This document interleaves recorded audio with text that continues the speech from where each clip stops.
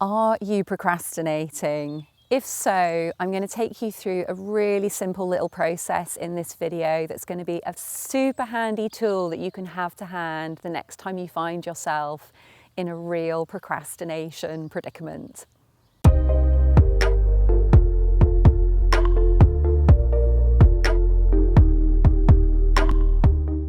The clients that I work with, they can be procrastinating about many different things. A lot of the clients I work with are writers, and so they find that they're putting their writing off. A lot of the clients that I work with are developing online businesses, and so it might be they find they're procrastinating, they're not taking action on their business. So whatever area of procrastination you find yourself in, this tool is really applicable. Like, it doesn't matter what you're procrastinating over.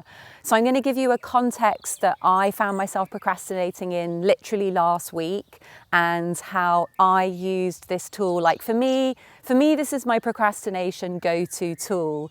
And also, like, I wanted to share a recent experience because sometimes, like, I don't know if you're anything like me, but sometimes I might watch a video on YouTube and it's got advice about something. And I sometimes have the sense that when I'm watching the person on the video giving me the advice, I have a sense that they don't struggle with this area. And it kind of makes me feel a little bit bad. Like, it makes me feel like there's something wrong with me because I do struggle with this area. So I just want to let you know that the reason that I'm running my business and writing and having a successful creative career isn't because I don't procrastinate, but it's because I've got really useful tools that I can rely on when I find myself procrastinating. Okay, so last week my procrastination showed up when it came to going to the gym. So I've got a fairly robust exercise regime, and the gym part of my regime is when I want to bring in weights to my workout. So like when I'm at home, I might swim, or I might run, or I might walk, or I might do some yoga, but I don't have any weights at home. So when I want to do like a full deep weights workout, that's when I go to the gym. But last week I was really noticing this sort of mental pattern that just kept coming up into my mind, which is every time I thought about going to the gym, I'd either say to myself, I don't have time, or I can't be bothered. And for me, those are such common thought habits when it comes to the reasons that we procrastinate. We might think about a chapter that we want to work on in our novel, and we're like, oh, I really need to get that chapter done. And then it's like, but I'm not really in the mood. Or we might think about some action that we need to take with our business, but then we think to ourselves, well, like, you know, I've only got half an hour before the kids get home, or I've only got an hour before I need to start making supper for everyone, and it isn't really long enough. So the first step in this beautiful tool is to listen to that thought that's coming in, and just to say to yourself, this is what I'm thinking. For me, I find this really, really powerful, because what it means is it gives you that choice to either listen to that thought and have the effect of that thought on you, or to take a perspective where you're acknowledging that you are simply thinking that thought. So let me really walk it through. There was a moment last week when I was thinking, I should really go to the gym. So already the word should isn't being that helpful in terms of my energy levels. And as soon as I found myself thinking I should really be going to the gym, that immediate thought came in, which was like, I don't really feel in the mood. So if I simply have that thought and allow that thought to have its effect on me, what happens is I don't feel in the mood. I'm saying to myself, I'm not in the mood. And so I start to feel that I'm not in the mood. And of course, then I'm really believing that thought. Versus if I hear myself thinking, I'm not in the mood to go to the gym, and I say to myself, right now I'm thinking to myself that I'm not in the mood to go to the gym. What that does is it separates me from the effect that that thought can have. So rather than feeling like I'm not in the mood to go to the gym, I'm observing myself thinking that, so I can hear the thought, but I'm not feeling the effect of it, like on my body or on my energy. The next step is to literally move into a different position. So say I'm sitting here thinking, I don't feel like going to the gym, I'm reminding myself, oh, this is a thought I'm having, so I'm separating myself from feeling the effects of it, and then literally I would sit in a different position. So I might find myself sitting here so that I'm looking to where I was sitting. And then I'm looking at myself, like I'm imagining myself having that thought. And again, what this does, like it's so simple, what this does is it gives me the opportunity to observe myself. But it gives me the opportunity to observe myself and be free from everything that I'm thinking and feeling.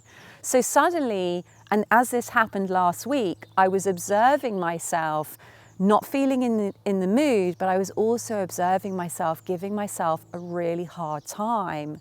And then it became completely clear. I was like, oh, no wonder my energy levels don't quite feel right, because I've been literally giving myself a hard time for the last 48 hours. Like, no wonder I'm telling myself I don't feel in the mood. Like, I'm not in the mood for anything because I'm giving myself such a hard time.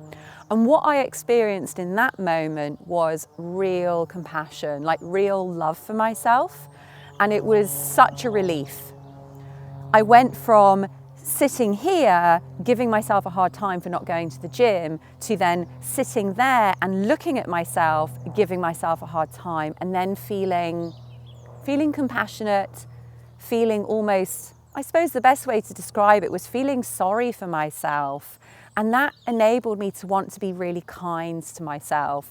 So then what happened is, in that feeling of I want to be kind to myself, I began to think, oh, going to the gym is going to make me feel really good. Like, going to the gym is going to make me feel better. There's a sauna at my gym. I was like, oh yeah, I can go and relax in the sauna. That's going to be really nice. So suddenly I found myself having a totally different set of thoughts. I began thinking about wanting to do something for myself, wanting to be kind for myself. I began feeling really understanding towards myself, and that totally shifted the way that I was feeling. So this is such a simple process. Firstly, you're noticing what you're thinking. Oh, I'm giving myself a really hard time because I'm not writing. Or, oh, I'm feeling really bad because I'm not taking action on my business. And so you're noticing the thought, and then you're literally shifting your position so that you're looking at yourself having that thought, and then suddenly you're going to have a different feeling towards yourself.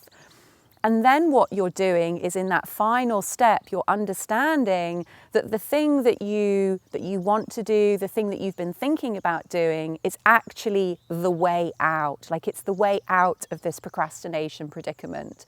So the moment that I saw that, I was like, oh my gosh, the moment that I go to the gym, I'm going to feel free of this procrastination predicament. I'm going to feel free of this cage of giving myself a hard time and feeling really bad. So really, really simple process. But I'd love to hear from you. Like, again, take a moment to reflect. What are some of the specific thoughts that you have when you're procrastinating? Like, the moment that we can catch ourselves having those thoughts is such a beautiful opportunity to have that breakthrough. So share with me in the comments below, what kinds of thoughts do you notice that you're having when you're putting things off? And what difference would it make to be able to observe yourself in that situation? Like, if you were able to be a fly on the wall, if you were able to have that shift in perspective, to watch yourself having those thoughts and to watch yourself putting off the thing that actually deep down you know that you really want to do.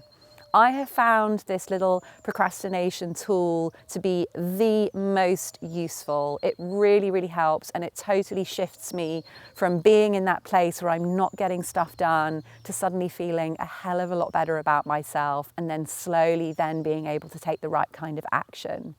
So I really hope that you are able to take on this tool and use it in your own life. Share in the comments below what those thoughts are that you have, and wishing you so much luck with overcoming your procrastination. And I look forward to seeing you in the next video. Take care.